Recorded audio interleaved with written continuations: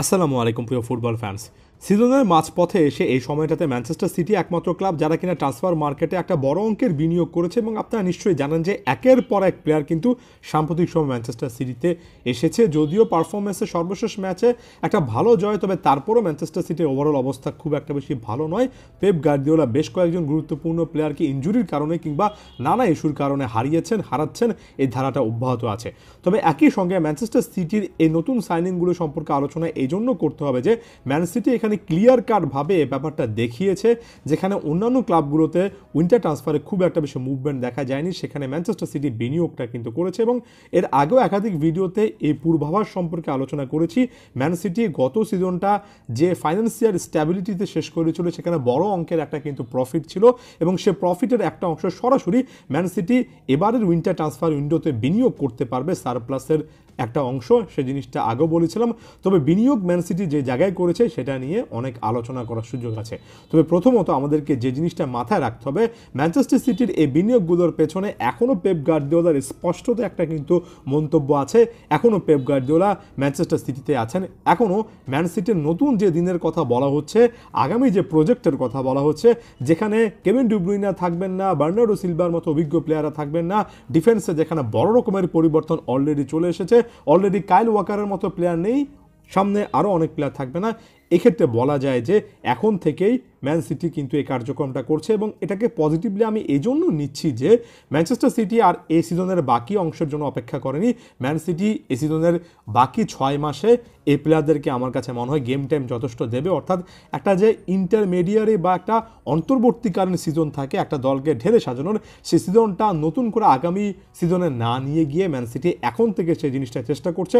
হয়তোবা clear কাটভাবে Pep Guardiola এই জিনিসটা বুঝতে পেরেছেন যে এই সিজনটা হয়তো ম্যানচেস্টার সিটির মনের মতো যাবে না, তবে এখানে ট্রান্সফার মার্কেটে বিনিয়োগ করার মাধ্যমে বেশ কয়েকজন ইয়াং প্লেয়ারকে তিনি যদি তৈরি করে নিতে পারেন, তাহলে সব দিক থেকে সেটা ম্যানচেস্টার সিটির ফিউচারের জন্য ভালো। বেশ কয়েকজন ফুটবলার এসেছেন, আমি যদি অল্প করে বলি, ওমর মারমুশ নামক একজন প্লেয়ার রয়েছেন, যিনি কিনা ইজিপশিয়ান প্লাস ক্যানাডিয়ান যৌথ নাগরিকত্বের একজন প্লেয়ার।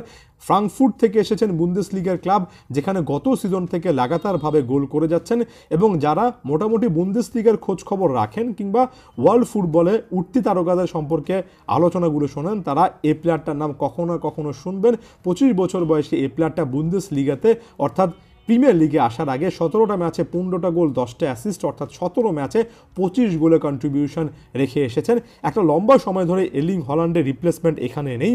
হুলিয়ান আলভারেজকে হাতছাড়া করার মাসুলটা এখন পর্যন্ত ম্যানচেস্টার সিটিকে দিতে হয়েছে।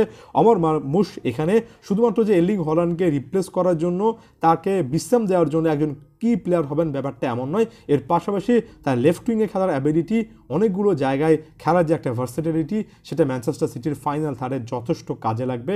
75 মিলিয়ন ইউরোর কাছাকাছির এই বিনিয়োগটা সেটা ক্লিয়ার কাটভাবে কিন্তু ইন্ডিকেট করে। এরপরে সেন্টার ব্যাক পজিশনে দুটো বড় রকমের বা উল্লেখযোগ্য বিনিয়োগ আমরা দেখেছি। একটা হচ্ছে উজবেকিস্তানের প্লেয়ার, যিনি কিনা ফ্রেঞ্চ ক্লাব লেন্স বা লস থেকে এসেছেন, সে খুশানভ, এবং ব্রাজিলিয়ান ক্লাব পালমেরাস থেকে আসা ভিটো রেস।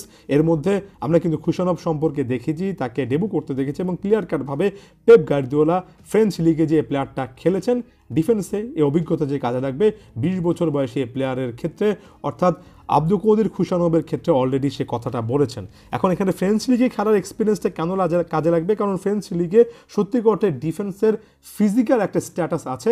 ডিফেন্ডাররা কিন্তু আসলে এমন স্ট্রাকচারগুলোতে অনেক বেশি করে খেলেন যেখানে তারা তাদের ফিজিক্যালিটি অনেক বেশি করে কাজে লাগাতে পারেন। সেক্ষেত্রে খুশানভ শুরু থেকে ম্যানচেস্টার সিটির কাজে আসবেন। ভিটো রেস পালমেরাস ব্রাজিলের বিখ্যাত একটা ক্লাব থেকে উঠে এসেছেন, সেখানকার ইউথ একাডেমিতে খেলেছেন, এমনকি ব্রাজিল অনূর্ধ্ব 16-17 দলও তাকে আমি কিন্তু বেশ কয়েকটা ম্যাচে দেখেছি। ভিটোর রেসে খুবই ট্যালেন্টেড একজন সেন্টার ব্যাক। পেপ গার্দিওলা হয়তোবা তাকে সময় দেবেন, আস্তে আস্তে তৈরি করবেন।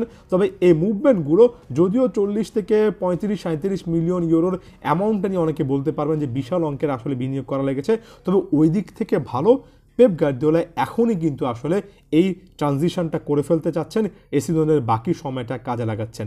এর পাশাপাশি ক্লাউদিও অ্যাচেভেরি নামক একটা ট্যালেন্ট কিন্তু অলরেডি আছে, এই জিনিসটা মাথায় রাখবেন। আরও বেশ কয়েকজন প্লেয়ার কিন্তু এখানে ইয়াং প্লেয়ার কিন্তু এই দলটার স্কোয়াডটাতে আছে।